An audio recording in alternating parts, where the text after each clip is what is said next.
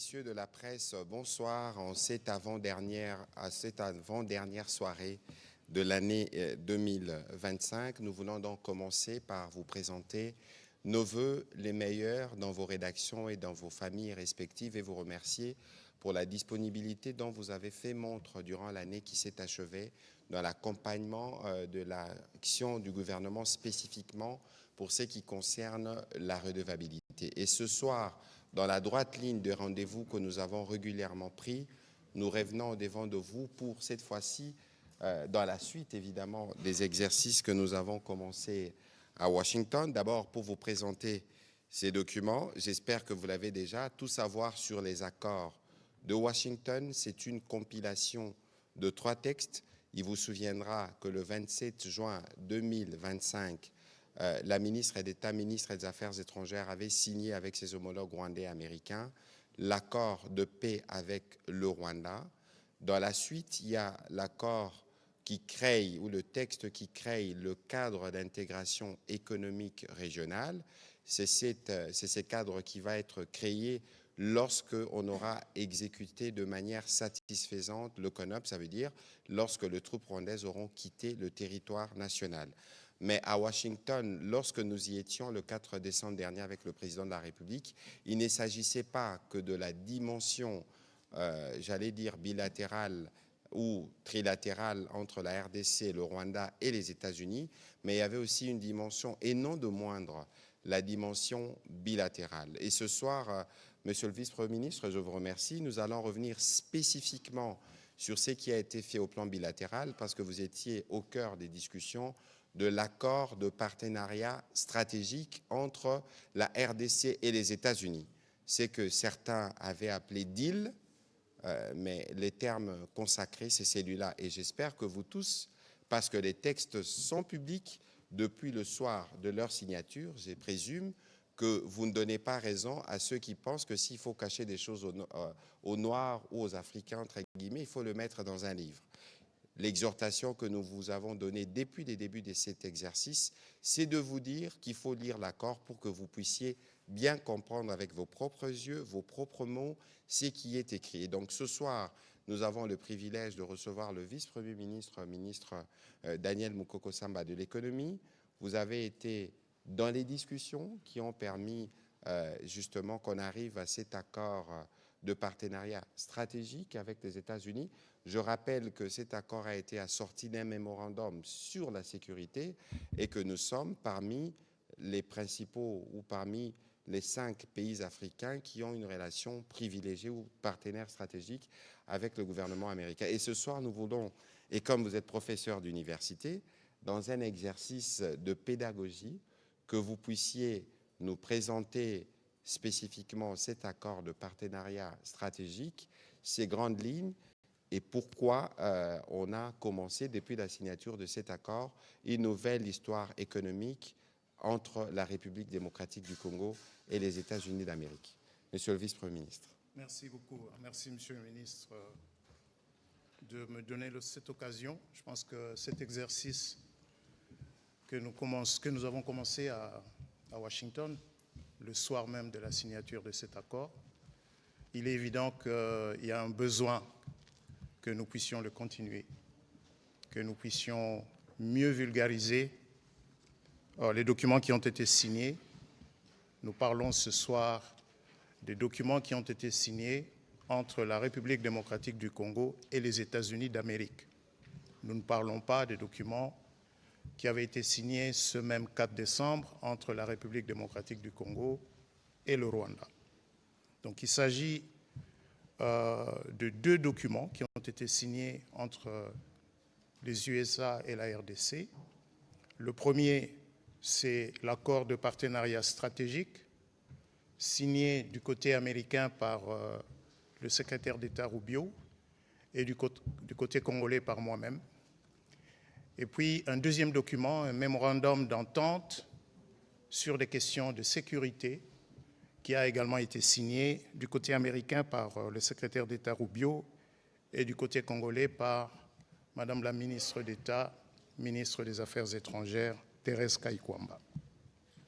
Donc nous allons parler de l'accord de partenariat stratégique. Vous allez me permettre que pendant quelques minutes, je fasse cet effort de manière synthétique de parcourir l'accord, qui est un document technique, un accord cadre qui pose le cadre général dans lequel les deux pays vont collaborer dans un certain nombre de domaines, dans le domaine économique, mais également dans le domaine de gouvernance ou dans le domaine d'éducation ou encore de sciences et de technologie. Mais je voudrais commencer par un petit rappel simple de différents niveaux de relations diplomatiques entre États.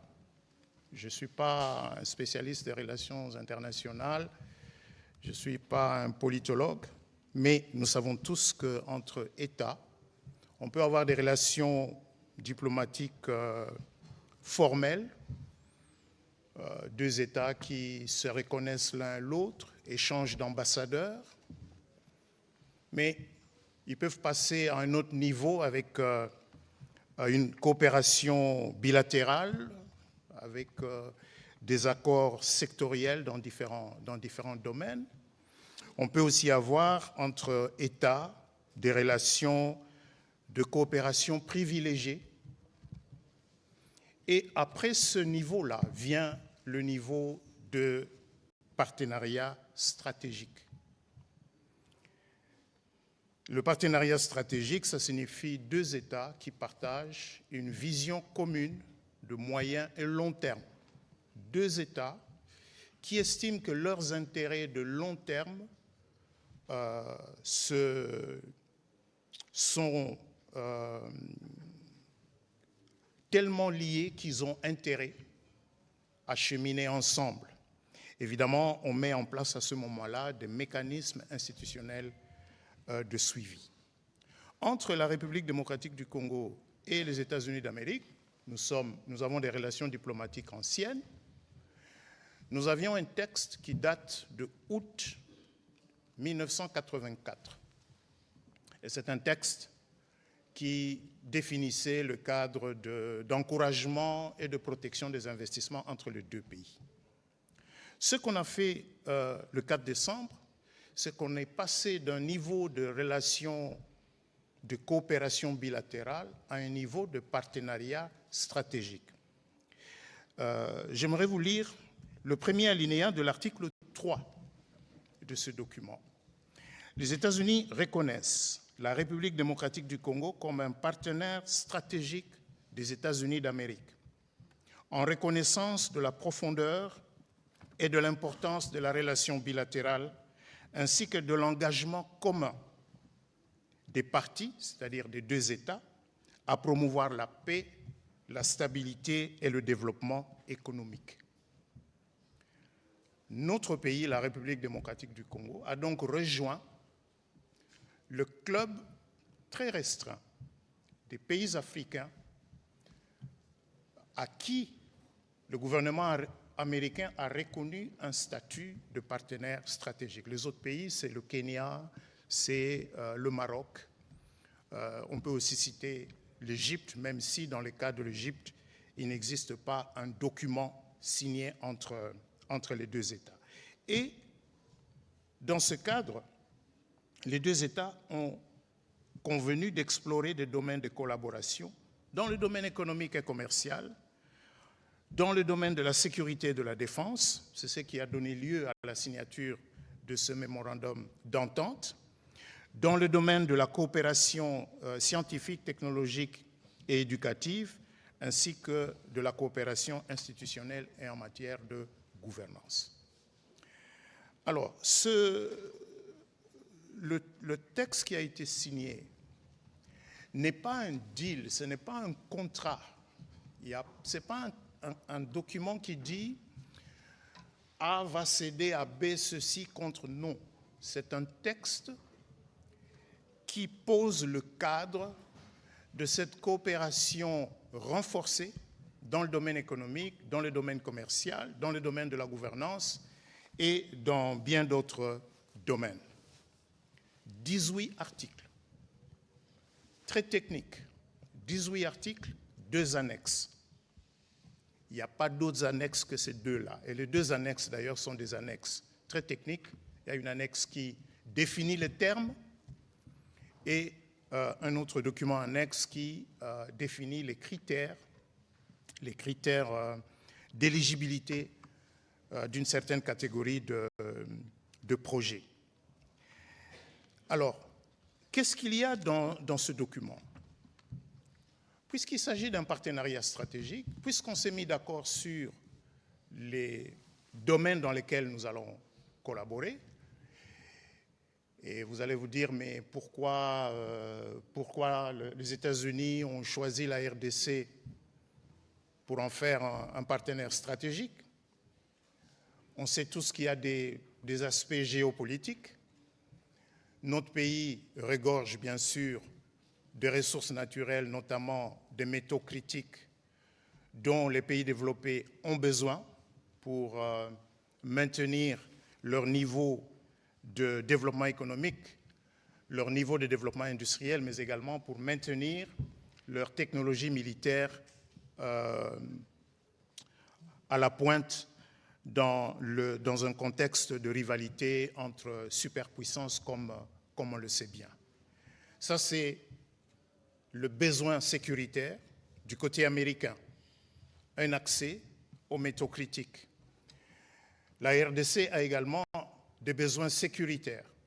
Nous avons cette partie de notre pays qui, depuis un peu plus de 30 ans, se retrouve dans une situation d'instabilité récurrente et de fragilité qui gêne le développement de la RDC, mais également gêne la paix dans la région.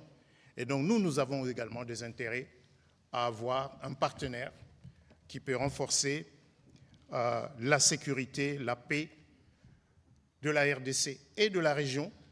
Quand je dis de la région, je parle en général donc de la région des Grands Lacs, pour se concentrer sur le développement. Le document, est-ce que c'est un contrat avec une durée? Non. C'est un cadre à long terme il est prévu qu'il doit être revu tous les 3 ans. Laissez-moi insister brièvement sur les mécanismes qui ont été prévus pour la gestion et le suivi de cet accord. Il y a d'abord un comité conjoint de pilotage composé de 5 représentants du côté américain, 5 représentants du côté congolais. C'est ce comité de pilotage qui est le cœur du dispositif de gestion et de suivi de l'accord.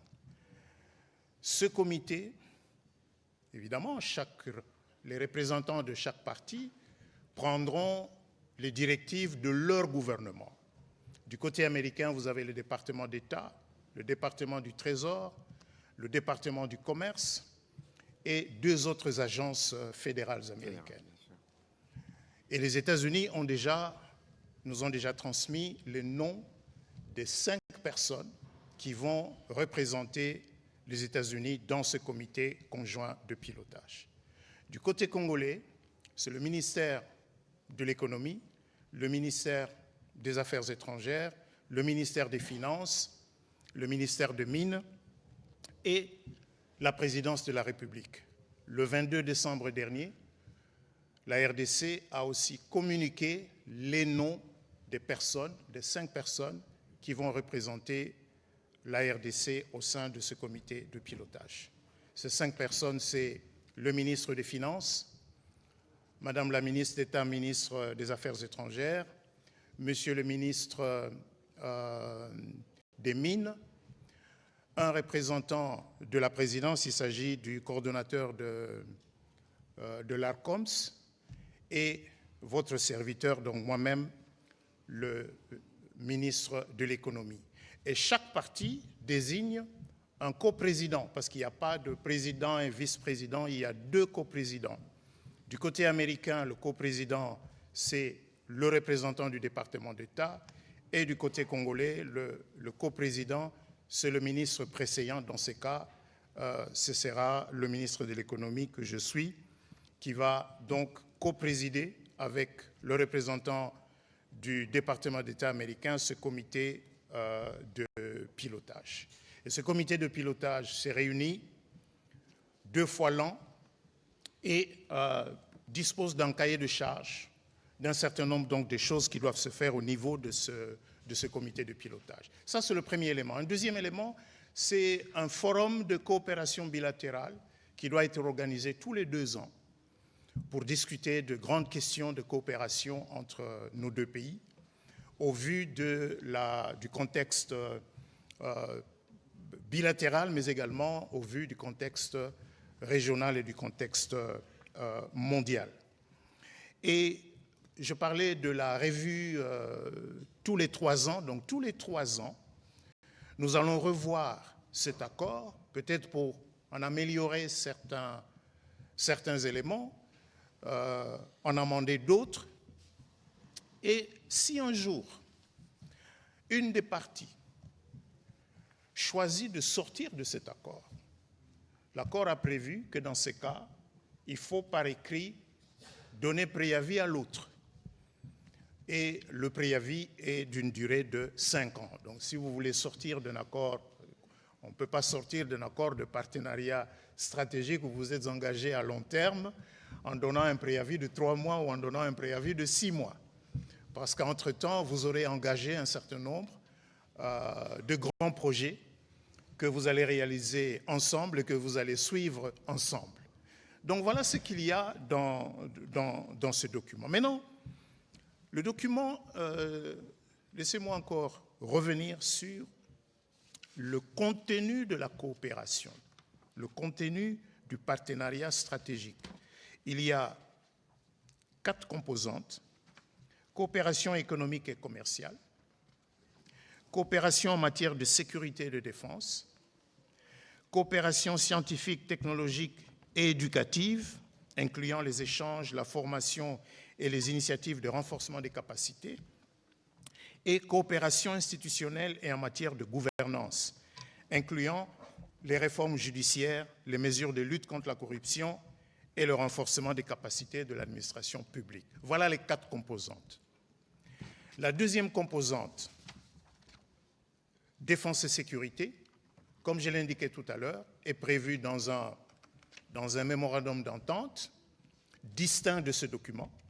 Évidemment, nous souhaitons que l'on évolue d'un mémorandum d'entente vers un cadre de coopération militaire, mais cela doit obéir à un calendrier qui sera défini au fil du temps.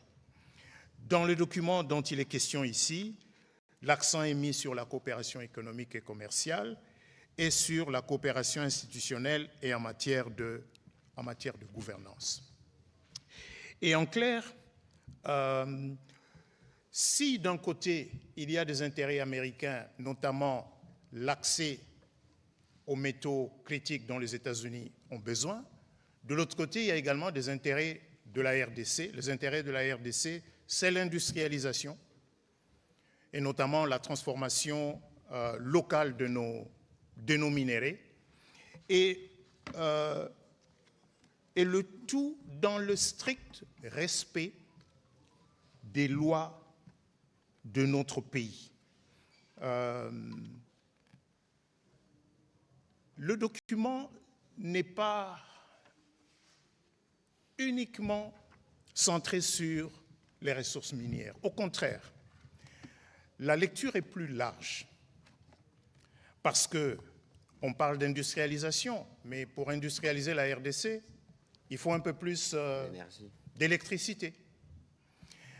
Pour faciliter l'industrialisation de la RDC, en plus de l'énergie, il faut des plateformes logistiques, il faut des ports, il faut des routes. C'est la raison pour laquelle, dans ce document, on trouve 3 types de projets.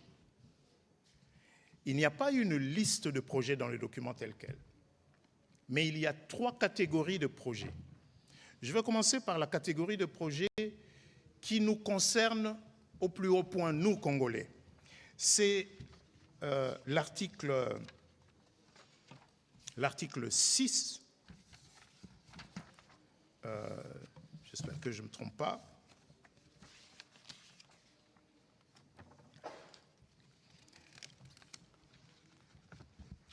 Il y a un article donc qui prévoit que la RDC va désigner des projets qu'elle considère comme étant des projets stratégiques. Article 5. L'article 5, merci. Les projets stratégiques désignés par la RDC. Qu'est-ce qu'on entend par projet stratégique? Il s'agit des projets qui vont transformer la RDC conformément à sa vision de développement à long terme. Et ce document a même identifié les critères. Qu'est-ce que nous appelons projets stratégiques? Ce sont des projets qui vont notamment contribuer à la transformation industrielle de la République démocratique du Congo, notamment par la création de valeur ajoutée, la création d'emplois et le renforcement des capacités. Ça, c'est le premier critère. Le deuxième critère, c'est des projets qui vont renforcer les infrastructures, les systèmes énergétiques et technologiques qui sont indispensables pour diversifier l'économie congolaise et l'intégrer dans les chaînes de valeur régionales et mondiales. Troisième critère, des projets qui vont soutenir la paix, la stabilité et l'autorité de l'État. Et quatrième critère, des projets qui vont promouvoir un développement inclusif et une amélioration des moyens de subsistance de la population congolaise. Il nous revient à nous, gouvernement de la République démocratique du Congo, de fournir cette liste. Et cette liste que nous devons fournir dans les 30 jours après l'entrée en vigueur de cet accord. Et l'accord est entré en vigueur, au terme de l'accord, le jour de sa signature, le 4 décembre. Donc dans les 30 jours, nous devons fournir, les gens vont dire, mais pourquoi nous devons fournir aux États-Unis d'Amérique la liste de nos projets stratégiques? Non, la liste est transmise au comité de pilotage conjoint. C'est ce qu'on appelle dans l'accord comité directeur conjoint. Voilà, le comité directeur conjoint. Donc, c'est la première catégorie là-dedans. Ce sera à nous d'y mettre INGA 3, ce sera à nous d'y mettre, je ne sais pas, la RN4, la RN5, ou une autoroute Banana-Kinshasa, ou la construction de data centers. Ça, c'est la première catégorie des projets. Et pourquoi c'est important? Parce que l'accord dit les parties, donc les deux États, vont coopérer afin de mobiliser les financements appropriés pour que ce projet soit réalisé. Et d'ailleurs, l'accord a mis en exergue deux de ces projets stratégiques. C'est INGA et le corridor de Lobito, qui apparaissent spécifiquement dans l'accord sous deux articles séparés. La deuxième catégorie de projets, c'est des projets, on va dire des projets miniers, qui vont être développés sur des concessions minières appartenant totalement au gouvernement et qui sont aujourd'hui libres de tout engagement. C'est donc à nous, RDC, de dire, nous avons des concessions qui sont libres et sur ces concessions, ensemble, nous allons désigner, nous allons choisir des entreprises qui aimeraient bien développer ces projets dans le strict respect du code minier congolais. C'est dit à plusieurs niveaux dans cet accord, dans le strict respect du code minier congolais et des autres lois de la République démocratique du Congo, et en tenant également compte des objectifs mutuels. Pour nous, la transformation locale de nos minéraux est un objectif central. Et pour les États-Unis, l'accès aux minéraux critiques, bien sûr, est un objectif central. Et ces deux objectifs sont convergents. Ça, c'est la deuxième catégorie de projets. Pour le moment, il n'y a pas un seul projet encore. La liste de ces réserves d'actifs stratégiques va être communiquée dans quelques jours au comité conjoint de pilotage qui doit se réunir, qui doit tenir sa première réunion dans les 90 jours à partir de l'entrée en vigueur de l'accord. Donc nous pensons que ce sera au plus tard à la mi-mars que cette première réunion aura lieu. Et d'ailleurs, les réunions du comité de pilotage, elles peuvent être en visuel ou en présentiel. Et quand elles sont organisées en présentiel, on va alterner. Elles peuvent se tenir de manière alternative aux États-Unis d'Amérique et en République démocratique du Congo. Il y a une troisième catégorie de projets. Ce sont des projets qui sont appelés ici des projets, les projets stratégiques qualifiés. C'est également des projets miniers, mais qui peuvent être montés à partir des concessions sur lesquelles l'État n'est pas majoritaire, mais où il y a la possibilité de faire entrer de nouveaux investisseurs afin de développer ces projets. Maintenant, il y a dans ce document, ayant posé ces trois catégories de projets, il y a dans ce document un effort qui est fait pour que la RDC offre aux investisseurs, ici, dans le cadre précis de cet accord, il s'agit essentiellement des investisseurs américains et ou de leurs alliés, on va dire ça comme ça, donc de leur offrir un climat d'affaires qui soit prévisible, moins tracassier, et nous parlons là d'expérience. Nous parlons de notre propre expérience, nous Congolais. Le président de la République lui-même a créé au sein de son cabinet une cellule de climat des affaires, CCA, qui tient le président de la République informé de manière régulière des efforts qui sont fournis dans le cadre de l'amélioration du climat des affaires. Nos partenaires, rencontrer n'importe quel diplomate ici à Kinshasa, si vous parlez pendant 30 minutes, croyez-moi, il va vous dire « faites un effort, améliorez le climat des affaires ». Tout à fait. Donc il y a cet effort qui est fait ici, et c'est la raison pour laquelle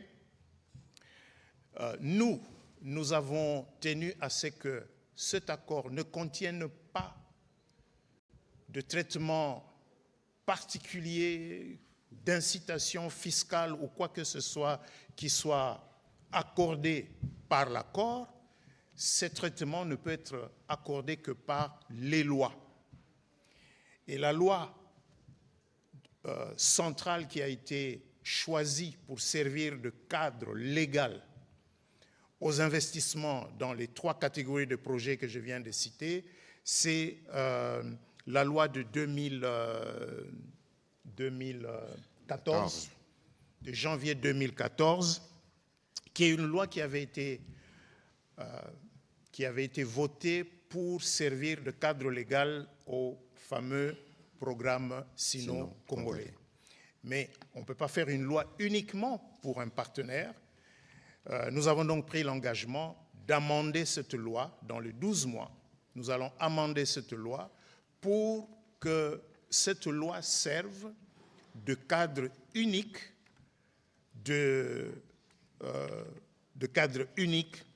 pour donner les garanties nécessaires aux investisseurs qui seraient intéressés aux trois catégories de projets auxquels j'ai fait allusion. Donc voilà, dans l'ensemble, peut-être deux autres aspects qui sont quand même importants. C'est ces aspects de gouvernance, parce que l'accord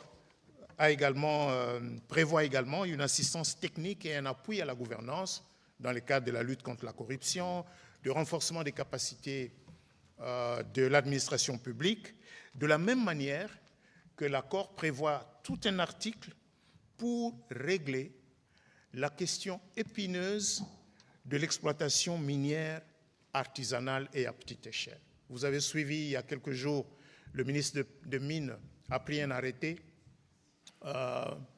interdisant en fait les unités de traitement qui encouragent certaines pratiques dont souffrent les exploitants miniers formels.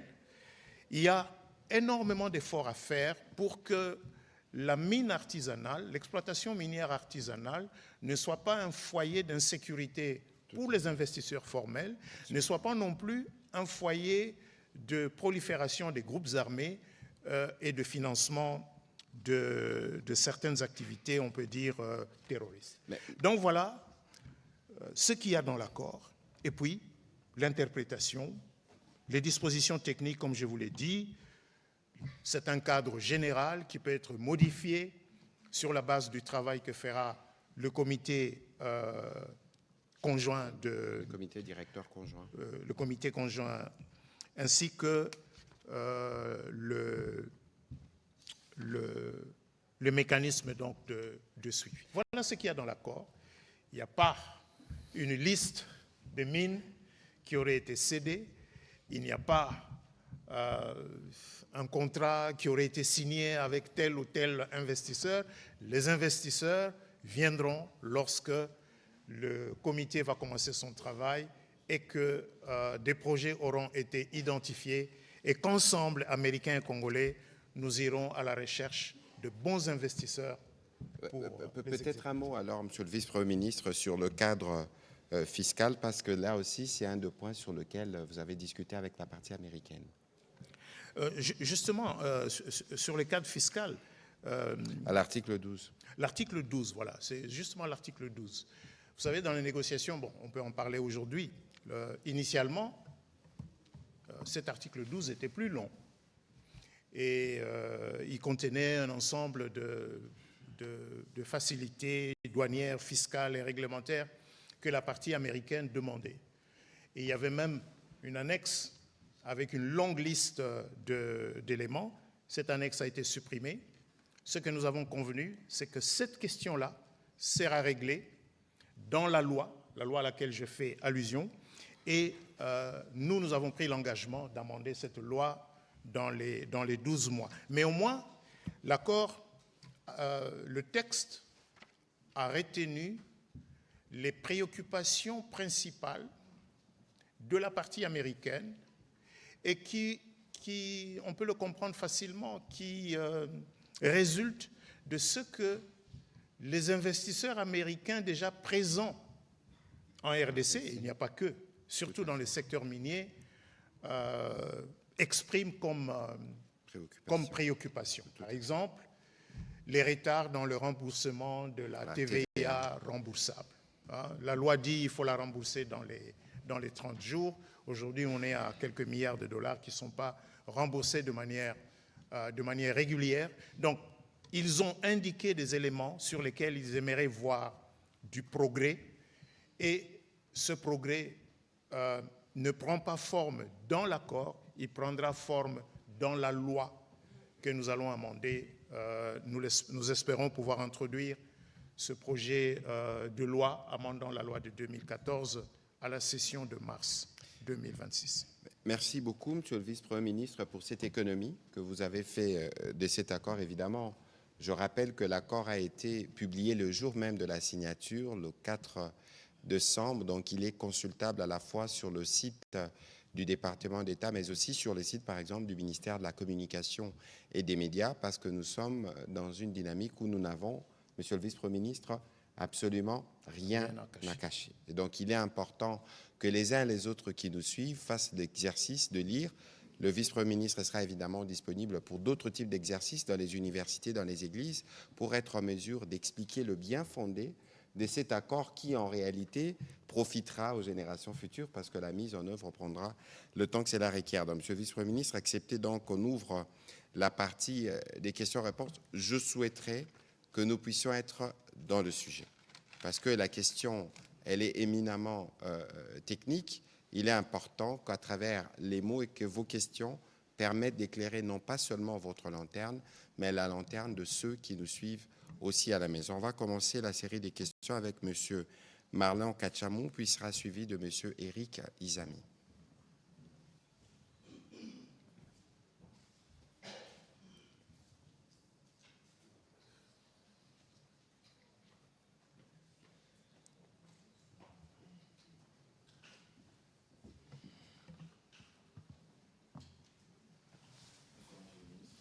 Bonsoir. Deux questions au ministre de l'Économie. Alors, comment vous, personnellement, je vous pose la question pour savoir comment les partenariats stratégiques RDC-USA peut-il réellement contribuer à améliorer les conditions de vie des Congolais? Je cite l'emploi, je cite aussi pouvoir d'achat, services sociaux et tant d'autres. Et en lieu et place de profiter qu'à la classe élite? Ça, c'est la première question. Et la deuxième question, quelle garantie existe pour que les ressources naturelles congolaises, je cite les minerais stratégiques, entre autres forêts, eau et tant d'autres, ne soient pas bradées, le terme bradé, dans les cadres de ces partenariats, mais utilisés pour le développement durable de la République démocratique du Congo? Ça, c'est deux questions qui vous sont adressées. Et la troisième question, c'est au ministre de la Communication et Médias. Pourquoi avoir attendu aujourd'hui pour procéder à la vulgarisation de cet accord ici en République démocratique du Congo? N'est-ce pas, vous avez attendu qu'il y ait des critiques pour que vous soyez aujourd'hui sur la défensive? Merci. Monsieur le vice-premier ministre, permettez que j'évacue cette question très rapidement. Le soir de la signature de l'accord, il était 1h du matin à Kinshasa. Nous étions en direct. On peut vous épargner du temps des décalages, de l'heure où nous nous sommes levés très tôt. Nous avions une journée qui était très longue, mais parce que la redevabilité est une de nos marques déposées, évidemment, vous le savez, sous la conduite du président de la République et de la première ministre. Ce soir-là, pendant presque 2 heures, le vice-premier ministre, ministre de l'économie, la Mineta, ministre des Affaires étrangères, et les gouverneurs de la Banque centrale, spécialement en sa qualité de principal négociateur, s'est levé pour que nous puissions répondre à toutes ces questions. Vous conviendrez avec moi que lorsque nous sommes rentrés à Kinshasa, nous avions évidemment le plan qui permettait que nous puissions vulgariser cet accord, mais nous avions l'impératif d'Uvira. Les événements d'Uvira ont pris les dessus parce que nous devons nous assurer que nous avons apporté l'appui nécessaire à nos populations qui en avaient besoin et nous devons nous assurer de faire le suivi dans ces cadres. De toute évidence, nous ne considérons pas qu'il y a des crises. Nous sommes cohérents dans notre stratégie. Dites-vous bien que cette compilation de plus de 100 pages n'a pas été préparée il y a 2 jours, depuis la Noël. Nous y travaillons depuis plusieurs jours et conformément à nos plans, nous allons parcourir les universités et les églises pour être sûrs que les Congolais s'approprient. Et je vais terminer en disant que nous ne pouvons pas compter sur la bonne foi des personnes de mauvaise foi. Parce que si crise il y a, crise ne vient pas de Congolais qui contestent cet accord, mais crise vient d'une certaine élite avec un agenda politique qui pense que cet accord n'arrange pas les schémas qui est les leurs. Point final. Merci. Monsieur le vice-premier ministre. Bien, le mot bradage. Mais parlons du coltan. Le monde tourne aujourd'hui dans l'année avec, on va dire quoi, 2000 tonnes de coltan pour que nos téléphones, nos gadgets, nos iPads, nos tablettes puissent fonctionner. Et près de la moitié de cette production vient de la RDC. Mais vient de quel type de mine? La mine de Rubaya, la mine de Rubaya, qui fournit une grande quantité de coltan dont le monde a besoin.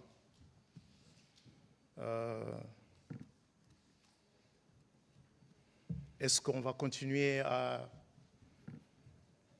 l'exploiter dans ces conditions? Est-ce qu'il est normal que des pays voisins qui ne sont pas producteurs majeurs de l'or soient devenus des principaux exportateurs de l'or en Afrique? Et tout le monde sait que c'est de l'or qui vient de la RDC. C'est ça le vrai pillage. C'est ça le vrai pillage qui se déroule depuis quelques années, décennies. Des chiffres crédibles qui sont connus depuis quelques jours indiquent que depuis fin janvier, les exportations rwandaises de coltan ont augmenté de 213% entre janvier et juin. C'est ça le bradage, c'est ça le pillage. Et cet accord a justement pour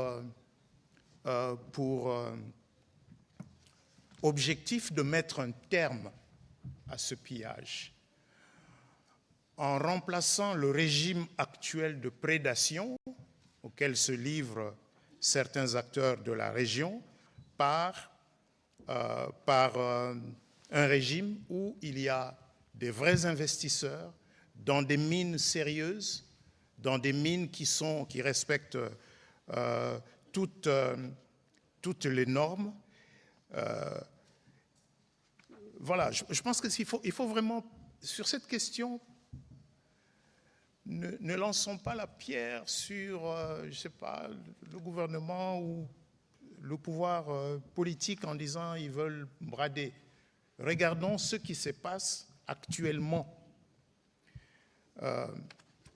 Je vais vous donner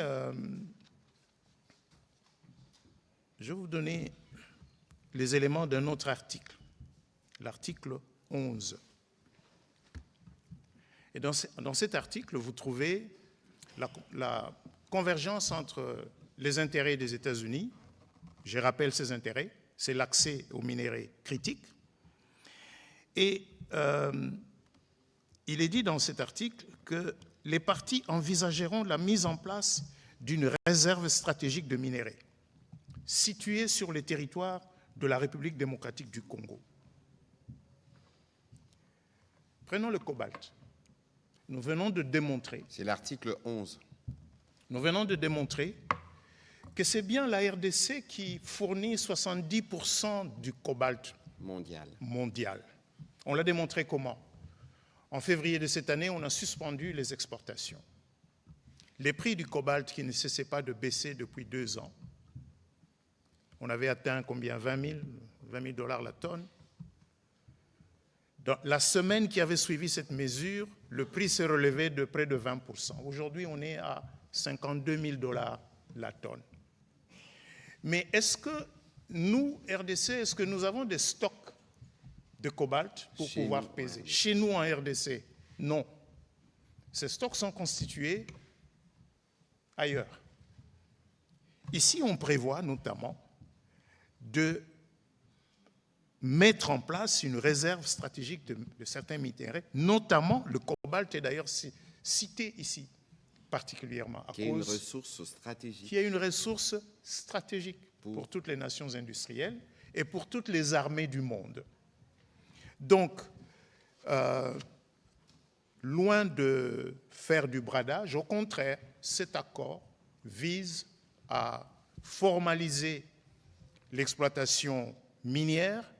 Je vous ai parlé de dispositions qui sont dans l'accord pour aider à régler le problème de l'exploitation minière artisanale. Maintenant, pour répondre à votre première question, est-ce que ça, ce n'est pas seulement pour les élites? Mais de quoi on parle ici? On parle d'abord, en ce qui nous concerne, du développement économique de la République démocratique du Congo. Vous voulez offrir plus d'emplois? Vous voulez améliorer le pouvoir d'achat? mais il faut produire plus.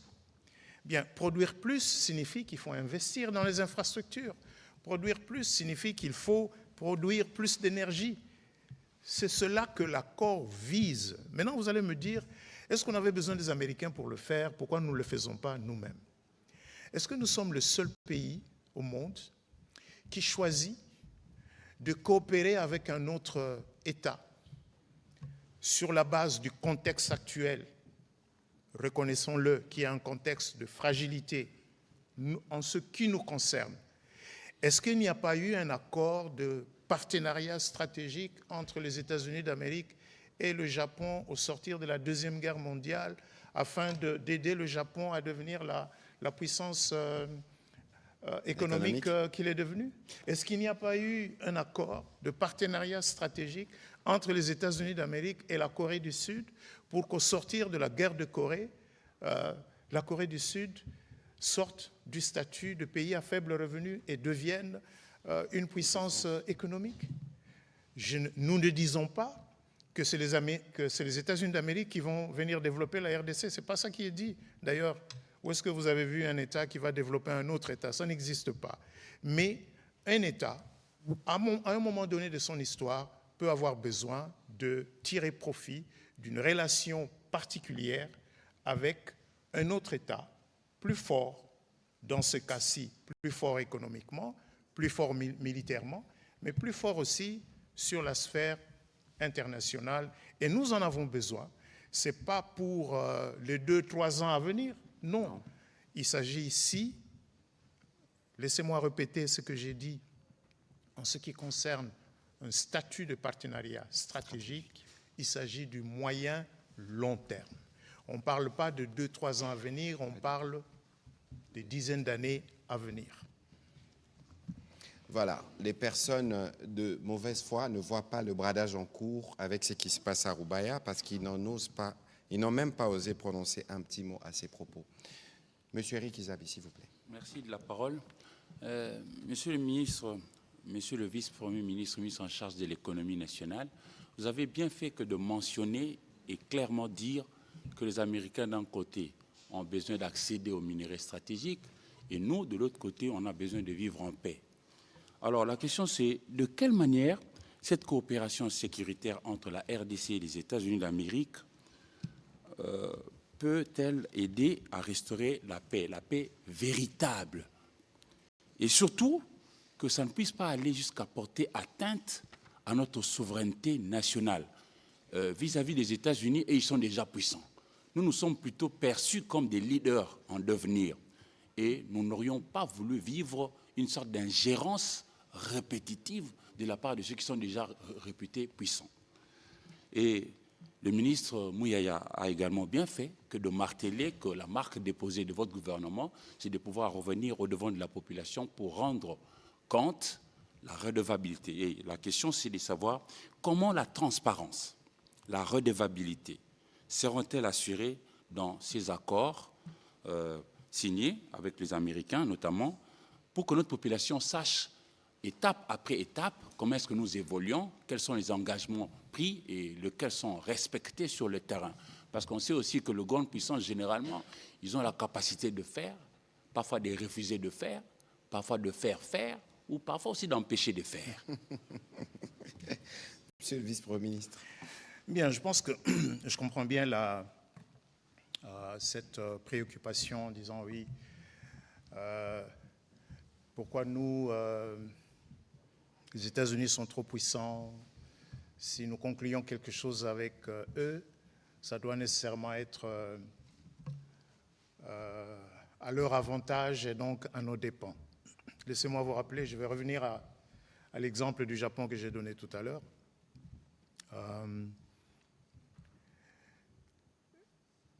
Le Japon a signé un accord de partenariat stratégique avec les États-Unis au sortir de la Deuxième Guerre mondiale, alors même que les États-Unis avaient vaincu l'armée japonaise et qu'il y avait des troupes américaines stationnées dans le pays. Il ne faut peut-être pas rappeler que la bombe atomique, le Little Boy... Allez-y. On ne va pas le rappeler, mais ces troupes d'ailleurs sont restées jusqu'aujourd'hui. Bien sûr. Jusqu'aujourd'hui, mais dans un cadre convenu d'un accord de défense entre les deux États. Il y a des troupes américaines au Japon jusqu'aujourd'hui, comme il y a des troupes américaines en Corée du Sud jusqu'aujourd'hui, comme il y a des troupes américaines en Europe jusqu'aujourd'hui. Sur le plan de... parce qu'ici, cet accord, comme je vous ai dit, ne traite pas de manière spécifique des questions de défense et de sécurité. Ça, c'est dans un autre document. Et ce document-là, d'ailleurs, va évoluer. Les discussions vont continuer, parce qu'on ne va pas rester à l'étape d'un simple mémorandum d'entente.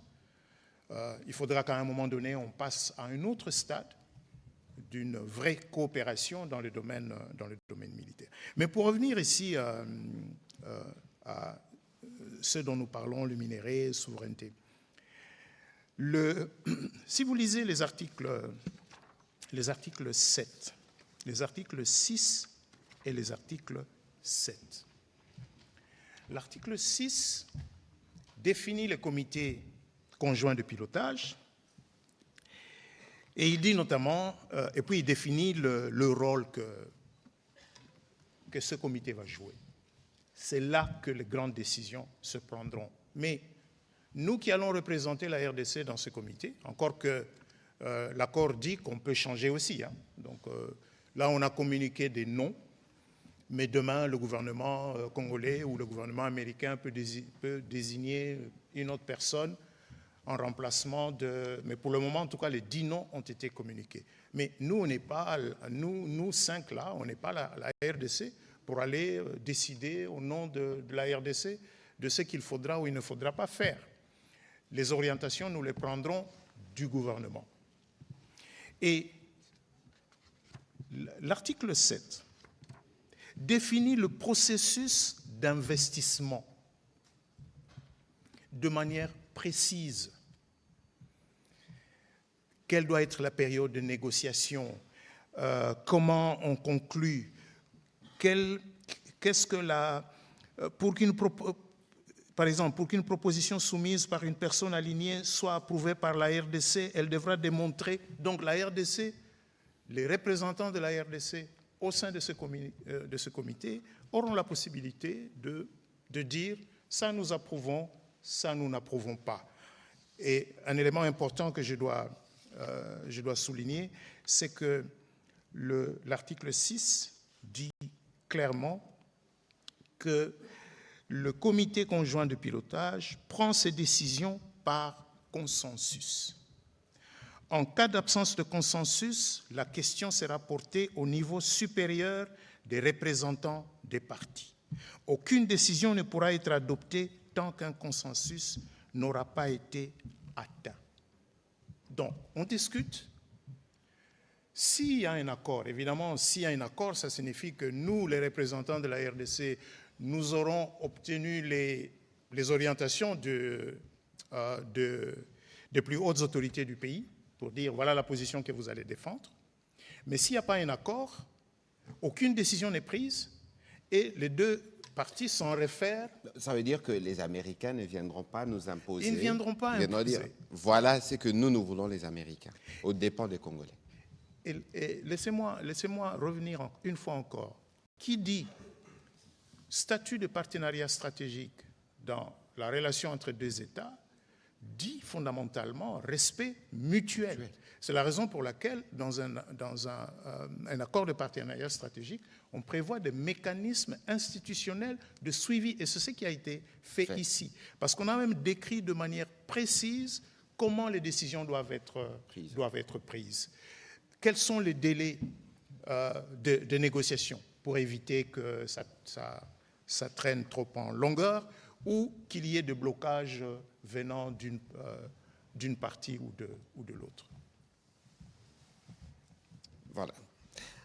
C'est clair comme l'eau de roche, Monsieur Izami. Comment faire pour la relevabilité? Là, mais écoutez, de toute évidence, nous travaillons avec le gouvernement américain. Au-delà de ce que nous faisons, mais vous savez qu'ils sont un peu plus avancés, notamment en termes de loi d'accès à l'information. Nous avons encore un processus en cours au niveau du Parlement. De ces points de vue, les textes ont été publiés le même jour. Donc, c'est-à-dire, et tout ce qui s'est fait, je crois que nous nous assurerons d'avoir un accompagnement du point de vue de la communication pour que chaque étape puisse être communiquée. Vous avez suivi que le vice-premier ministre vous a donné un délai de 30 jours. Il vous a dit que la partie américaine avait au 22 transmis, la partie congolaise a transmis. Donc, on constitue les comités des directeurs conjoints qui va s'assurer de la mise en œuvre de ce qui avait été convenu, avec des rendez-vous dans les 30 jours, fournir la liste de projets. Et donc, vous voyez que tout ce qui s'est fera, il y a évidemment la partie qui s'est fait actuellement, la partie préparation, mais tout ce qui se fera débutera, certains par des études ou certains par la vérification. Voilà, il y a tel projet, tel projet. Donc, nous nous assurerons d'assurer de notre côté la transparence et régulièrement, il y aura donc de communiqués qui permettront aux uns aux autres et surtout aux personnes de bonne foi de faire les suivis, parce que je fais cette nuance, parce qu'il y a des personnes de mauvaise foi et nous ne comptons pas sur leur bonne foi. On va prendre les questions de M. Pichou Mounouba.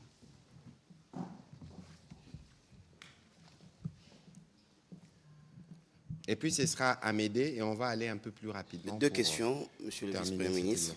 Ouais. Cet accord place-t-il les Congolais au centre du dispositif? Si oui, quels sont les mécanismes prévus pour renforcer les capacités locales des entreprises, des jeunes, des chercheurs et de l'administration afin que les Congolais soient au centre de ces partenariats et non pas des simples observateurs? Deuxième question, en dehors des annexes définissant les termes et l'éligibilité des projets que vous avez évoqués, existe-t-il des annexes secrètes, engagements parallèles, soit ou protocoles non divulgués dans les partenariats stratégiques? Parce qu'il y a ceux, vous êtes au courant, il y a ceux qui ont évoqué 99 ans d'exploitation des ressources de la RDC. Et quels mécanismes permettent de les contrôler et de les rendre transparents? 99 ans. Je n'ai pas lu ça dans les textes. Bon, ça n'existe nulle part dans le texte. S'il y a des gens qui expriment des préoccupations de cet ordre, nous allons, nous, parce que nous sommes de bonne foi, n'est-ce pas, Monsieur le ministre? Bien sûr. Nous allons nous considérer que ces personnes expriment aiment tellement le Congo qu'elles expriment leurs préoccupations par rapport à la direction que le pays prend par rapport au futur. Et nous espérons que les explications que nous donnons et que nous allons continuer à donner, et d'ailleurs nous n'avons pas attendu aujourd'hui pour les donner parce que Monsieur le ministre vous a dit tout à l'heure que ce soir-là du 4 décembre à Washington, nous sommes livrés à cet exercice.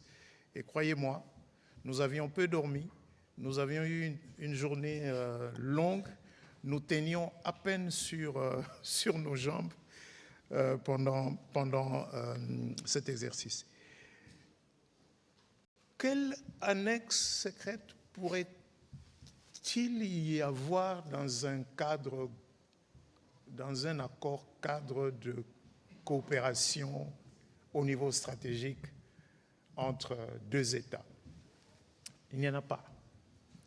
Les deux annexes qui existent, l'annexe 1 s'intitule « Critères d'éligibilité aux projets stratégiques qualifiés ».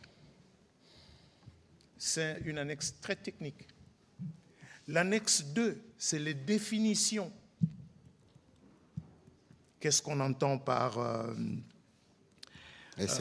qu'est-ce qu'on entend par une entité américaine?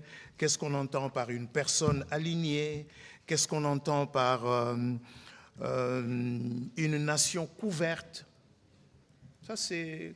Les juristes savent que dans un document, voilà, on définit les concepts, on définit les termes. Donc, il n'y a pas d'annexe secrète.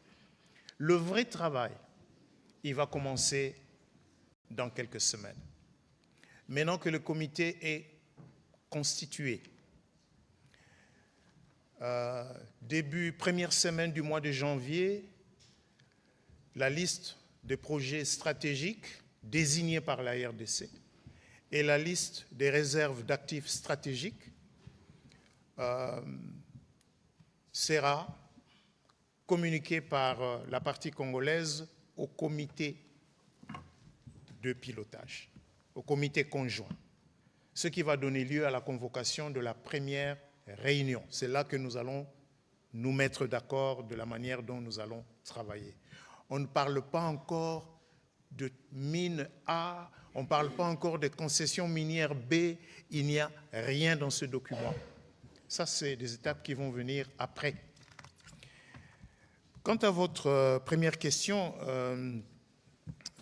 comment on va s'assurer que les Congolais sont au centre? Voilà. On a parlé de comité de pilotage. Mais l'accord a également prévu, j'en ai parlé tout à l'heure, à l'article 3, les parties établiront un forum binational du partenariat économique États-Unis-RDC, conçu comme un dialogue intergouvernemental destiné à approfondir la coopération sur un large éventail d'intérêts et de priorités économiques. Ce forum se réunira tous les 2 ans en alternance entre Washington DC et Kinshasa. Et ce forum constituera également un espace d'échange avec le secteur privé. Donc, ce n'est pas simplement une affaire. On a la dimension gouvernementale, c'est le comité de pilotage. On a une dimension qui est plus large, c'est le forum RDC-États-Unis, qui, tous les 2 ans, va se réunir, élargi au secteur privé, pour discuter des questions qui nous concernent, qui concernent les 2 parties à cet accord de partenariat stratégique. Donc, ce n'est pas un truc secret, c'est quelque chose qui sera ouvert au secteur privé et ouvert à tous ceux, bien sûr, qui sont intéressés par la réussite, ou plutôt par les résultats attendus. Les résultats attendus de cet accord de partenariat stratégique, c'est d'abord la paix dans la région. C'est ce qui ressort du préambule de l'accord.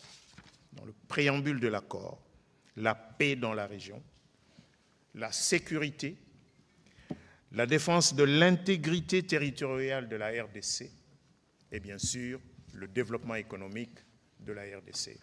Et le développement économique de la RDC, bien sûr, est aussi étroitement associé à la préservation de la paix, de l'autorité de l'État sur l'ensemble du territoire national et de la sécurité, pas simplement pour la RDC, mais pour toute la région des Grands Lacs.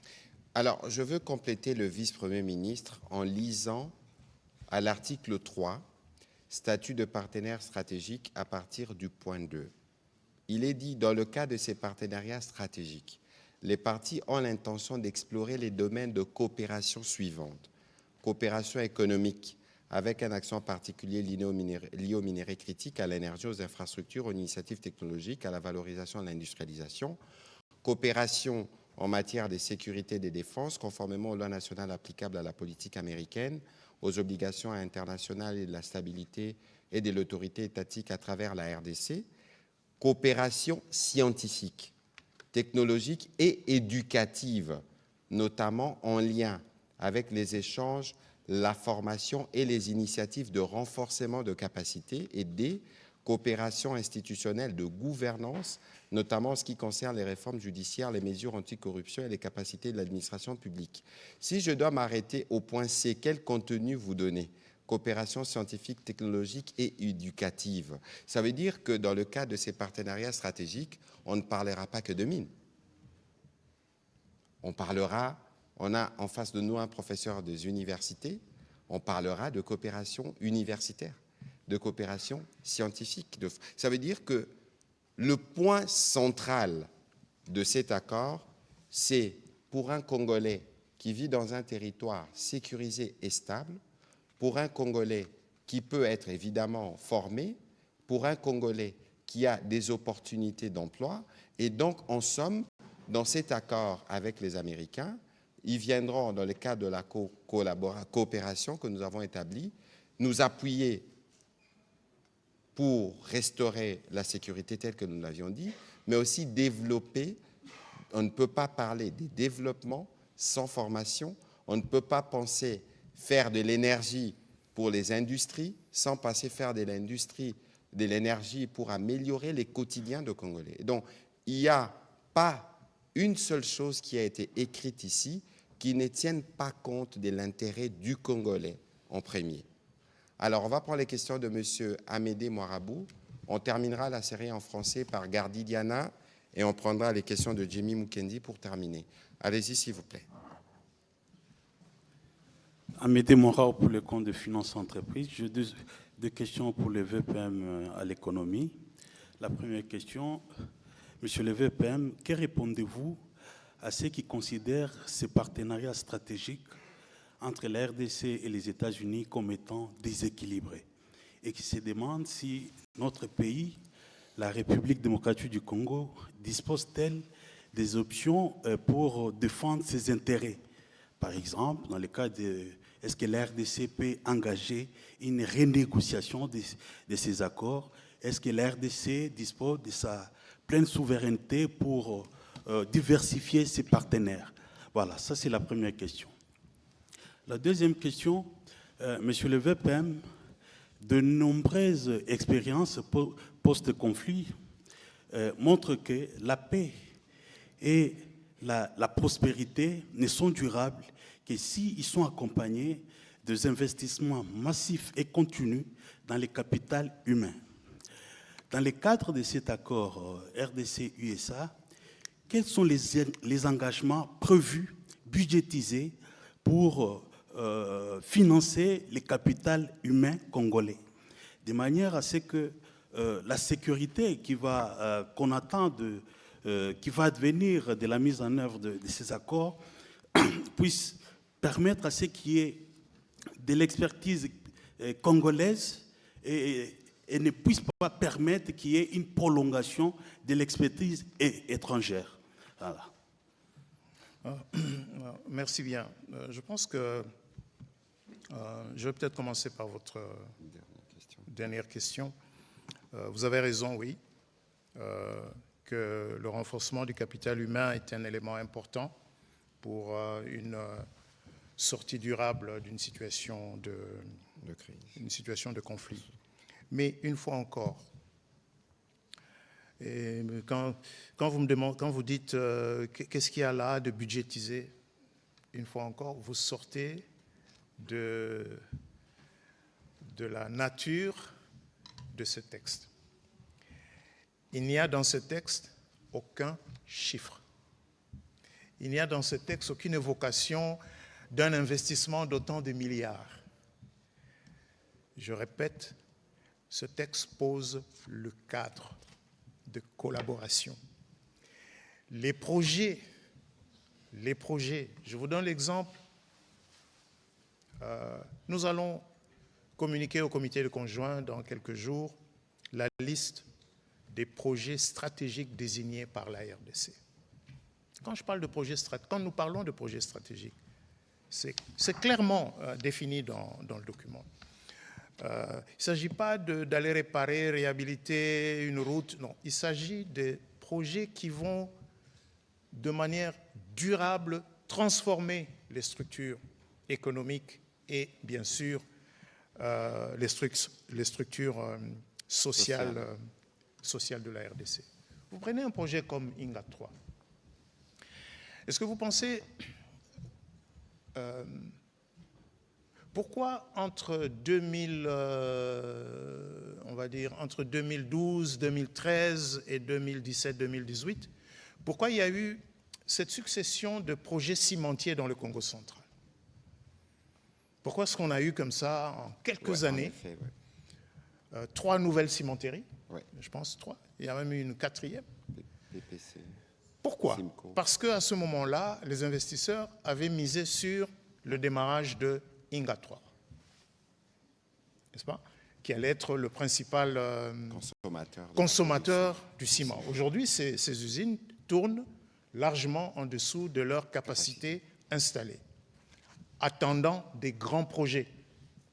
grands projets d'investissement. Et dans la partie ouest du pays, Inga 3 reste l'un de ces grands projets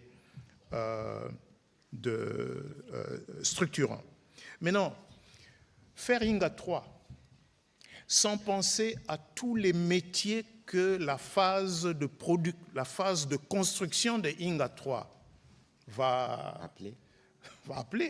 Si on ne le fait pas, bon, ça signifie qu'on va importer, on va vivre un peu ce qu'on a vécu lors de la construction de projets comme Kibali, où on a vu venir des jeunes Togolais, des jeunes Maliens, des jeunes Sud-Africains qui sont venus travailler sur ces projets miniers privés. Donc, il y a là, effectivement, un grand travail à faire.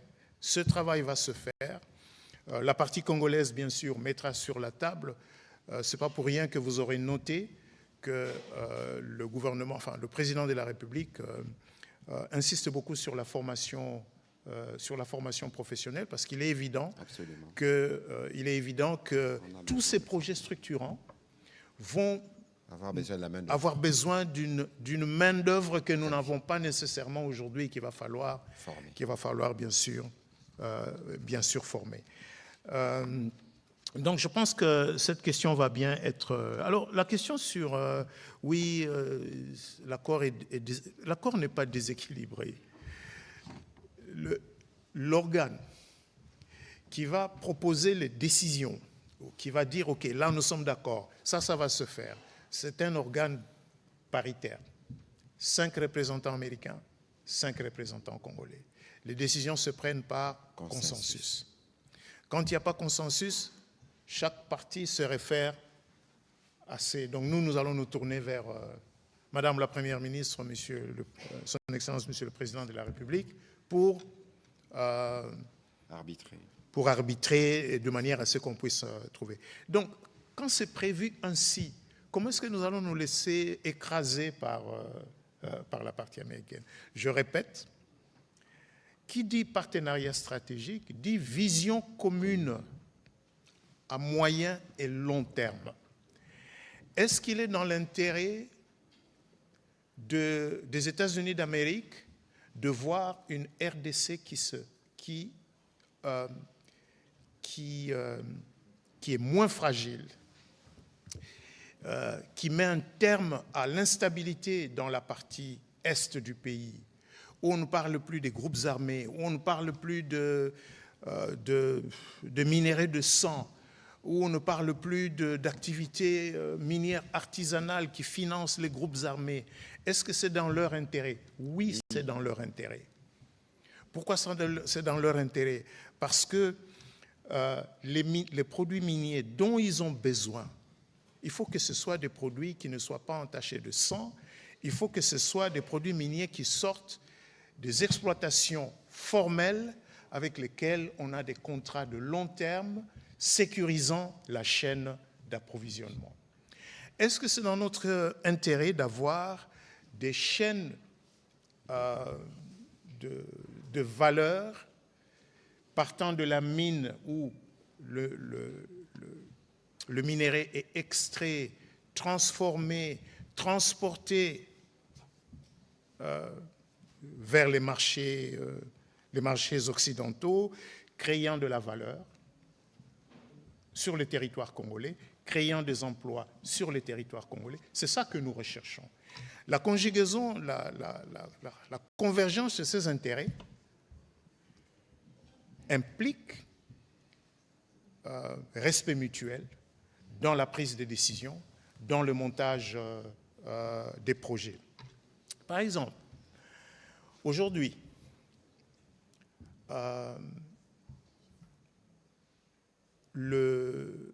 est-ce qu'il y a des investisseurs américains dans nos mines? La réponse est oui, il y en a. Est-ce qu'ils sont majoritaires? La réponse est non. Est-ce qu'il y a des obstacles à ce que des investisseurs américains viennent un peu plus nombreux en RDC? La réponse est oui. L'un de ces obstacles, c'est par exemple quoi? C'est le fait que nous étions placés depuis quelques années dans la liste grise de Gafi. Nous ne sommes pas loin de sortir. Le fait d'être sur la liste grise de Gafi, c'est un obstacle majeur pour les investisseurs américains. Parce que quand vous êtes sur la liste grise, ça signifie que, bon, vous n'êtes pas clean du point de vue de la lutte contre le terrorisme, le blanchiment de capitaux et ainsi de suite. Donc nous faisons des efforts énormes au niveau du gouvernement, au niveau des organismes qui ont été créés pour cette lutte, notamment la CNRF, la Cellule nationale des renseignements financiers, la Banque centrale du Congo, pour qu'on sorte. Nous espérions sortir cette année, mais nous pensons que nous pourrons sortir l'année prochaine. Ça va nous ouvrir d'autres horizons. Le fait pour nous de sortir de la liste grise de Gafi, le fait pour nous d'avoir ce cadre signé au niveau le plus élevé entre les deux États va sécuriser les investisseurs américains. Et si vous me dites, mais oui, mais pourquoi vous donnez priorité aux investisseurs américains? Non. La position de la RDC a toujours été diversifions notre économie, diversifions nos partenaires. Absolument. Nous ne sommes pas en train de dire nous ouvrons la porte à l'un et nous fermons la porte à l'autre. Pas du tout. La plupart de vous, de la presse, et peut-être la plupart des Congolais qui nous suivent, ont oublié qu'en 2023, le chef de l'État a effectué une visite d'État en Chine et qu'à cette occasion, 2023. Et qu'à cette occasion, les deux gouvernements avaient convenu qu'ils élevaient la relation entre les deux pays au niveau de partenariat stratégique. Tout à fait. Sauf que dans ce cas-là, il n'y a pas eu un document qui a été signé. Mais du point de vue des us et coutumes diplomatiques, la relation entre la RDC et la Chine, c'est une relation de partenariat stratégique. Qui est couverte par un certain nombre de documents, notamment l'accord, le fameux programme sino-congolais, renégocié. Bien sûr, il faut le rappeler. Dont les résultats sont aujourd'hui visibles, ici à Kinshasa. Les rocades. Les deux rocades. La RN1, qui, on l'espère là, en tout cas, si tout va bien, fin 2027, il devrait être possible de partir de Banana et d'arriver dans le Haut-Katanga sans quitter la RN1. Donc, voilà, je crois que la République démocratique du Congo est sans complexe dans le choix de ses partenaires. Dans ces cas particuliers, il a plu aux deux chefs d'État, le président, son Excellence Félix-Antoine Tshisekedi et le président Donald Trump, il n'y a pas 5 pays africains qui ont le statut, aujourd'hui peut-être que nous sommes le 5e, qui ont le statut de partenaire stratégique des États-Unis d'Amérique. Et donc nous venons après le Maroc, après le Kenya qui l'a obtenu en 2022, nous venons de l'obtenir en 2025, et il y a des gains à tirer d'une telle relation de confiance politique au niveau le plus élevé et dans le long terme. C'est cela, un accord de partenariat stratégique. Le petit commentaire pour ceux qui n'ont peut-être pas lu la nouvelle stratégie américaine portée par les présidents Trump, il y a bien des paragraphes qui concernent la République démocratique du Congo, notamment parmi les priorités américaines, c'est la sécurisation des chaînes des valeurs de production de minerais critiques.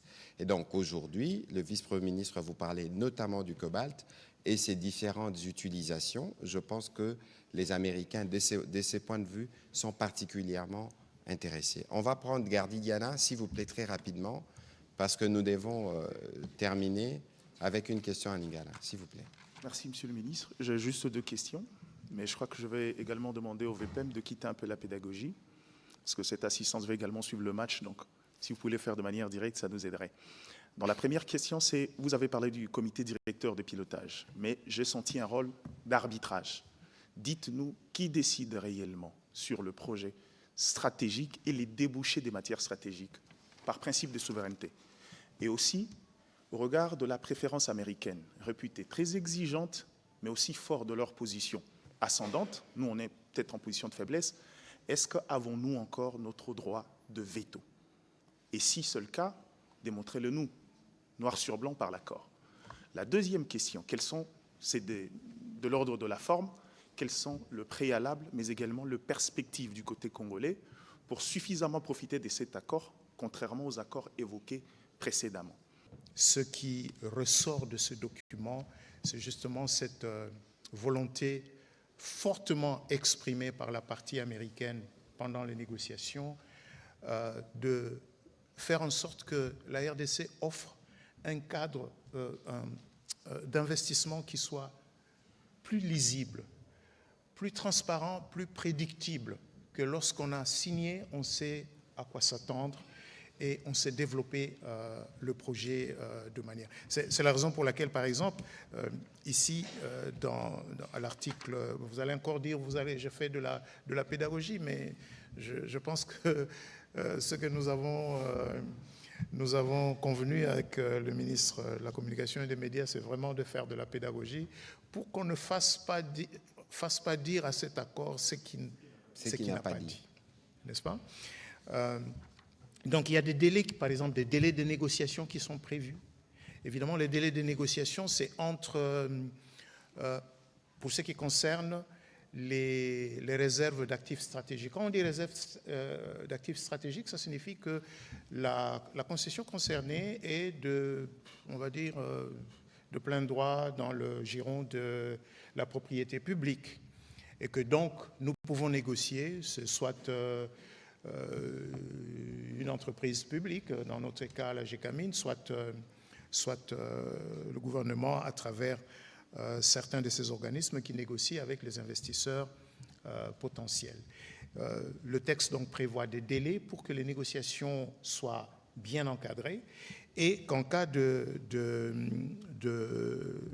en cas de complication, la question à ce moment-là est référée au comité conjoint de pilotage pour une décision, une fois encore, une décision par consensus. Maintenant, droit de veto, mais le droit de veto, il est dans le mot consensus.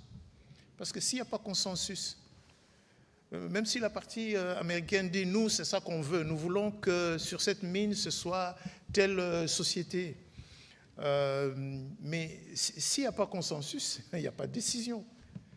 Il n'y a pas de décision. Est-ce que ça, ce n'est pas un droit de veto? Je pense que c'est un droit de veto qui ne dit pas de son nom. Et je peux vous faire une confidence.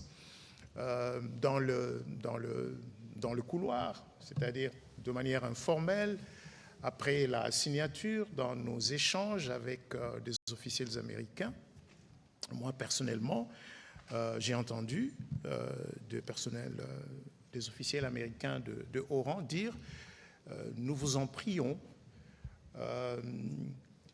soyez rigoureux, soyez, c'est-à-dire nous, RDC, soyez rigoureux, vous avez intérêt à ce que ce soit des investisseurs de haute facture et pas nécessairement parce que ce seraient des entités américaines. Donc, ce n'est pas simplement le fait d'être une entité américaine qui vous donnerait droit à accéder à une concession, mais le fait de proposer un projet sérieux. Et le projet, il sera étudié non pas par le comité de pilotage, on sait ce que le code minier a prévu pour étudier des plans qui sont déposés par ceux qui sollicitent des permis d'exploration ou ceux qui, après avoir passé cette étape-là, sollicitent des permis de développement. J'espère que je vous ai... Voilà, merci beaucoup, M. VPM. Yassou Katosi Sanalinga, la Jimmy. Merci, Excellence Ponamaloba. VPM Motuna Nanga, Tomituna, Mibale Nazanango ya Liboso. Sauf erreur de ma part, mais na yokiyo kosa la lision na parlementé, c'est-à-dire même tant où il y a consensus topé, tant ou différent kozala. Na yokiyo kolobate qui est recouru quelque part dans le Parlement. Est-ce que le texte, il y a partenariat stratégique entre RDC, na États-Unis et Kozala ratifié na Assemblée nationale, na Sénat, na Parlement congolais? Deuxième préoccupation, d'une manière succincte, na ce qui est la synthèse, Nini Congolais a ko comprendre, tout peut retenir sur partenariat stratégique Oyo Bino Bosiniaki entre République démocratique du Congo na États-Unis pour na ba réseaux sociaux nyon sur Zali Kolobama na côté à gouvernement na côté à bateau bazali contre Bino donc ce qui te koyoba qu'est-ce qui est signé jusque sikoyo na lingala pour français peleki. Jimmy na banana no au moins il comme nani o lobby wana o ya contre Bino bato ba contre biso ba contre Congo parce que biso ndete représenter Congo na moment où ezande makambo Congo siko Congo ngo est-ce que koza na ba président misato koza na président misato te et vous avez un président moko, vous avez un parlement moko, vous avez un gouvernement moko. Donc makambo a lokola biso to lingi bango te. Bo yo ozo kabola donc ozo kabola mboka ou bien po ngana lingi au moins likambo ya eloko wana yaka mingi po soto bani makambo to bando kotsa mo ya régime. Anga régime on a lingi yango te. Si vous avez un régime, oh, bon, mboka président Zali, parlement Zali, gouvernement Zali. Tous appellent la démocratie. Tous appellent la démocratie. Président Zawana, Wana, pour l'éternité, bah élection yaka. Élection yé, bah changer. Tu changeras pas député, tu changeras pas sénateur, ce qui peut le parlement est changé, le gouvernement peut changer. Tout ce qui est makamwana yako kabola wana. O bateau ba contribuer. So vous a contribué, donc vous a contre Congo. Tout simplement. Vous a contre Congo.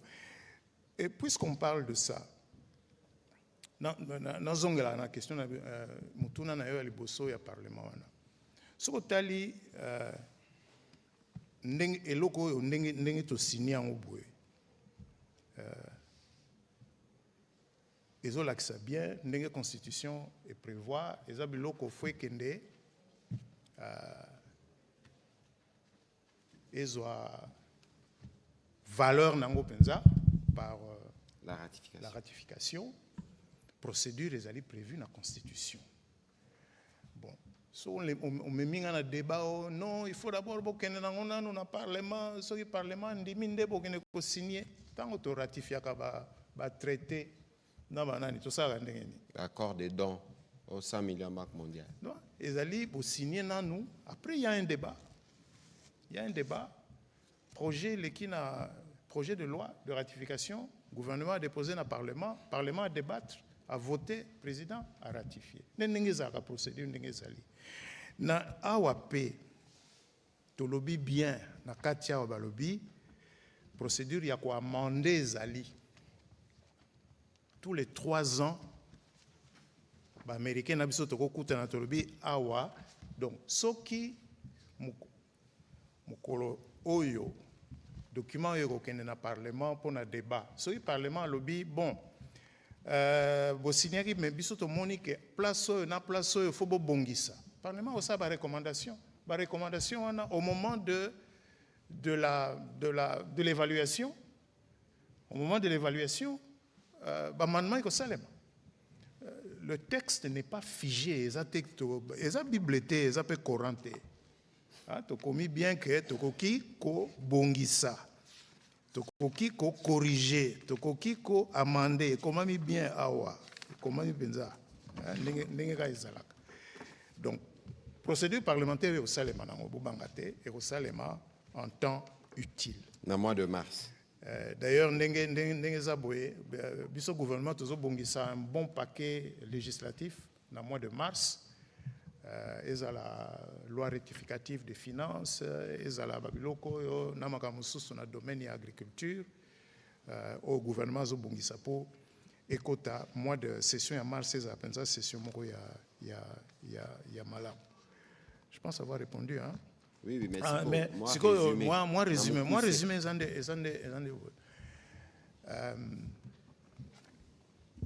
ya mbala oyo biso RDC toyokani na États-Unis d'Amérique po tosangisa makasi po RDC ekende liboso na kimia na boboto pe économie ya RDC etombwama bato bazwa misala po bato bazwa misala na mboka oyo. On ne parle pas de 200 emplois, on ne parle pas de 1000 emplois, on parle de millions d'emplois. Tout à fait. Au moins, tout le monde a tu vivras na kinete. Sozo bimana quartier na yo ici ko vanda wana. Omoni ba na kandenge to yozo bimana 8h, ba telemina ba coin, ba zo solo la, ba zo ezande expression ya tozo luka misala, tozo zela misala. Pour cela, to sangisa makasi na mboka oyo eza pe na besoin na biso. Bango baza na besoin na biso. Bango ba américain. Besoin ya nini? Babiloko bango baza nango besoin, baza nango posa. Po armée na bango ezala makasi. Po économie na bango ezala makasi. Babiloko wana eza awa, eza ba cobalt, eza ba lithium, eza ba minerai o eza awa. Biso pe tolobi ba minerai wana to boyi ebimaka kaka ndenge ebimaka lelo. Bo timoli bo bimisi bozoke nango na ba sac ou bien bozoke nango na ba camion ben. Tolobi to banda pe ko transformer yango awa. Po yango nde ko créer ba misala mingi, yango nde e ko créer ba entreprise mingi. Mais po to sala yango po to sala yango mbangu, fo électricité ezala. Omoni so tangi ya koro.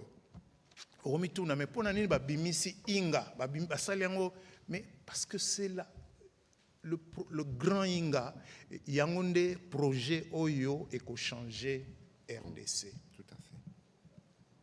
Tolobi teke toteki inga bakomi RDC na États-Unis bakosangisa makasi po baluka ba moyen ya kofinancer inga po to coordonner ba effort po une fois pour toutes enfin grand inga etongama en commençant par inga 3. Moni makambo eza na eza awa oyo eza awa na katite mais auto sito yokani pe makambo etali défense makambo etali sécurité to comme na niveau ya un traité d'alliance te ninité to kokende mais ça veut donc dire que lobby soki to yokani pe malamu na makambo etali défense na sécurité otumoli biso otumoli pe bato wana Namukuse. Voilà. Bon, nakobaki saboye. Omoni document oyo tozolimbo lango pe na lingala. Na ebinde balobaka personne de mauvaise foi na lingala te. Mais kasi omoni yo bandaki awa. Yo bandaki awa lobby bato baza contre bino. Mutu akosote ndeko Jimmy Mukendi. Boyina na bino mususu boki koyina na bino biso. Mais koyino boyini biso eleka bolingo na bino pona Congo te. Parce que Congo makambo nyonso VPM alimboleli biso awa. E kosala manambula mibale misato te. E osala mambula zomi. Bao bakoya dans 10 ans, 15 ans, bango nde mususu bakotirer profit à makambo to sali lelo. Bakosabino te. L'air bazoloba ah non basali accord wana pour na recevoir régime nini a recevoir aliawa biso awa tozali président de la République azwa ki 70% na élection na ya contesta ki yango. Voilà, merci de la précision. Ezaki on a le poto bakoloba plébiscite. Siko ba congolais on a ba vota ki ba voter pe majorité gouvernement pe bimi. Ba pesa ki biso musala. L'air yo lobby a o ya bino ya bisoté. Ya biso kakate biso, ya biso nyonso ba congolais. Parce que le président de la République l'air atchaka mokolo tene na papi, yende a engagaka Congo mobimba. Bino nyonso boyebi niveau ya patriotisme au président zalaka animé nango. Moussala Obomoni, il y a 3-4 mois de discussion, il y a Tongo Midi pourquoi. Bao Basalaki, Moussala ba expert oyo. Basa ba membre gouvernemental. Ba membre gouvernement ba yaki sima. Batala mais batika ki ba technicien pendant des mois et des longs jours. Si ko bino bokanisi ke biso concentration ana mama soumi na chakina ba VPM mukoko pour na kotala ba travail ba technicien. Yo kanti l'air ba ando salango ba andaki ko kanisa nini. Et loko tozaki ko kanisa na accord ezana nous. Bomengo ya ba congolais, kimia ya congolais. Les lobbies non suboebi ke ba américain baza ba première puissance mondiale. Na robeta lisola makamosa mara na Japon tena Hiroshima. Eza ba mauvais souvenir. Mais biloko ane utaka wapi. Uranium e utaka wapi. Lelo bango po na super puissance na bango baza na besoin kita o tozanango. Neti makambo etali cobalt. Donc, bokanisa te biso a boke bisenga sengate bango bazana bosenga ya cobalt na biso bako sabinote. Tiko mabeni ni to sali parce que na document o eza contraté o to vani to lobi mintel ezaka na songololo mintel ezaka te ezaka ka to sangisi maele to lobi ndenge nini to kotambola. Ah ezate Amerika ko ya Kongola landite balobi na lopoto consensus eko za l'América lobi bo Kongola lobi bo to yokani to pusani liboso to yokani te to luki arbitrage ya likolo mabe ezali wapi 99 ans omoni yango wapi yao c'est-à-dire biso pe tozo compter na bino ba pandisango na bino na bato nyonso balingaka Congo parce que lelo biso toza prêt VPM mukoko aliawa toza prêt à ko débattre to lobaki. Mais on va débattre na bisoté ce qui otangina nous makambo te. Parce que malheureusement bao baloba ki makamba nona neva batanga ki loko te. Eza pas si mingi parce que ndenge to yebi niveau ya muto aloba ki yango. Et koki ko refléter niveau na yete. Et la kisi ke bazana schéma mususu. Les réseaux insisté non en avant neti ba congolais botele mabayibi biloko na bino to ibi yango wapi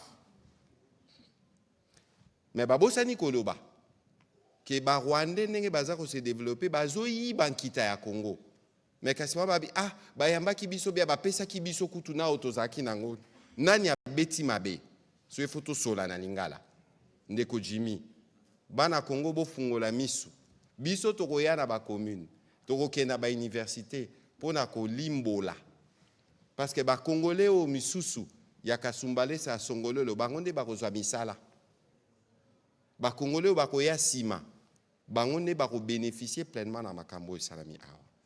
Voilà, on va terminer monsieur le vice-premier ministre, merci beaucoup. C'était long mais c'était pédagogique. Merci de votre disponibilité parce qu'on a pris rendez-vous avec des experts de la société civile et même des églises. Nous irons partout prêcher, non pas l'évangile de l'accord, mais prêcher la stratégie qui va ramener la paix et le développement en RDC dans le cadre de notre coopération avec les Américains. Ce n'est pas une coopération exclusive, on a une coopération avec les Américains, avec les Chinois, avec les Japonais, avec tous ceux qui veulent venir investir en République démocratique du Congo. Bon, VPM, Natikelo Malobasuka.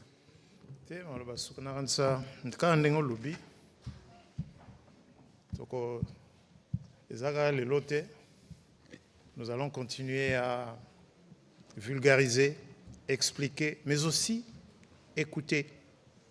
Nous sommes ouverts aux critiques, aux recommandations, parce que, comme j'ai beaucoup insisté aujourd'hui, ce n'est pas un document final, c'est un cadre global.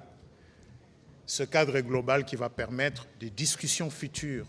Et donc nous aurons besoin de ces recommandations venant de différents segments de la société pour nous guider pendant les négociations qui vont démarrer au premier trimestre de 2026, cette fois-ci sur des projets spécifiques visant le développement économique de la RDC, la paix, la sécurité et la protection de l'intégrité territoriale de notre pays. Merci beaucoup, monsieur le vice-premier ministre. Merci à vous d'avoir participé à cet exercice de redevabilité. Merci.